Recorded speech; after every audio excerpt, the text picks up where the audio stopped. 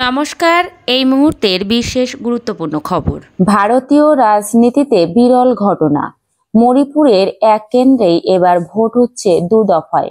দেশে লোকসভা কেন্দ্রের সংখ্যা 543, অথচ ভোটের সূচি ঘোষণা করা হচ্ছে 544 আসন ধরে নিয়ে। কারণ আউটার মণিপুর আসনটিতে ভোট করাতে হচ্ছে দু দফায়। প্রথম দফায় মণিপুরের সম্পূর্ণ একটি কেন্দ্রে এবং আংশিকভাবে আরেকটি কেন্দ্রে ভোট গ্রহণ হচ্ছে। কদিন আগে পর্যন্ত গোষ্ঠী সংঘর্ষে আগুন জ্বলেছে এই মণিপুরে। বিশেষ করে আউটার মণিপুর রীতিমতো হিংসাদীর্ণ ছিল।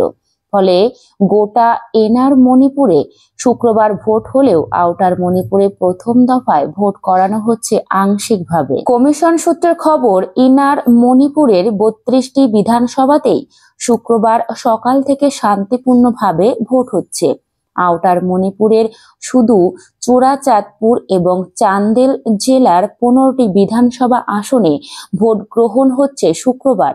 বাকি 13টিতে ভোট গ্রহণ হবে 26শে এপ্রিল দ্বিতীয় দফায়। সব মিলিয়ে মণিপুরের প্রায় 16 লক্ষ ভোটার ভোট দেবেন শুক্রবার। একই কেন্দ্রে দু দফায় ভোট হওয়া ভারতের রাজনীতিতে নজিরবিহীন ঘটনা। ভোট ঘোষণার দিনই মুখ্য নির্বাচন কমিশনার রাজীব কুমার স্বীকার করে নেন, আইন শৃঙ্খলা পরিস্থিতির কথা ভেবে কোনো রকম ঝুঁকি নেওয়া হচ্ছে না।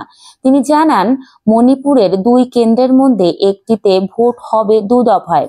গত বেশ কয়েক মাস ধরে হিংসাদীর্ণ মণিপুর, বিশেষ করে আউটার মণিপুর কেন্দ্রে এখনো প্রবল হিংসার আশঙ্কা রয়েছে।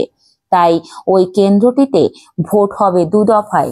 তবে কমিশনার সতর্ক, মণিপুরের দুই কেন্দ্রে কড়া নিরাপত্তার ব্যবস্থা করা হয়েছে।